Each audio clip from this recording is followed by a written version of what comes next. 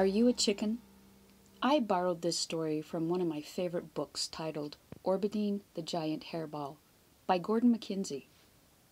The story takes place in the summer of 1904 when Gordon, a city boy, took an extended vacation on the farm of his aunt and uncle, who just so happened to have a son, Gordon's cousin, the same age as him. When the two youngsters were together, they were pretty full of mischief, and on one Sunday, they both faked a stomach ache, so they were excused from going to church. Now the uncle and aunt hitched up the horse to a carriage and took off to worship, and as soon as they were out of sight, the two 10-year-old boys went looking for something to do. "Do you know how to mesmerize a chicken?" asked the cousin. "Mesmerize? What's that?" asked Gordon. "Follow me," said the cousin.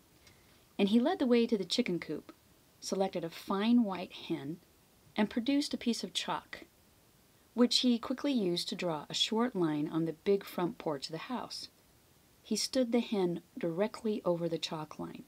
He held her beak to it, and after a few moments he slowly removed his hands. The chicken stood motionless, beak to the chalk line, 1 foot on each side of the chalk line, hypnotized. The boys hooted with glee, and they ran back to the chicken coop to get another chicken, and another chicken, and another chicken, and soon more than 70 dead, silent, stark, still chickens were straddling chalk lines all along the porch.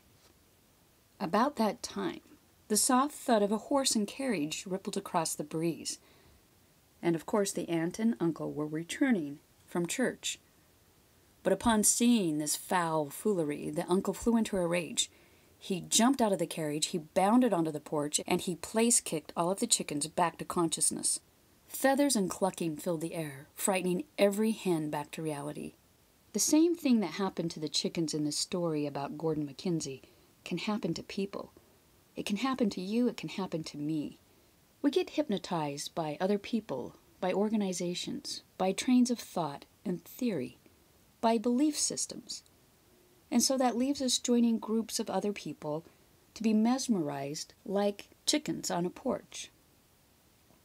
Sometimes we wake up and find that we've been focused on a line, because lines are safe. Lines tell us what our history should be, what our philosophy should be, what our traditions should be. Right now, I give you permission to look around and see if you've been focused on a line. Right now, we could be holding on to at least one belief, one paradigm that no longer serves us. The whole point of me sharing this story is, be aware, be awake. None of us have to be chickens.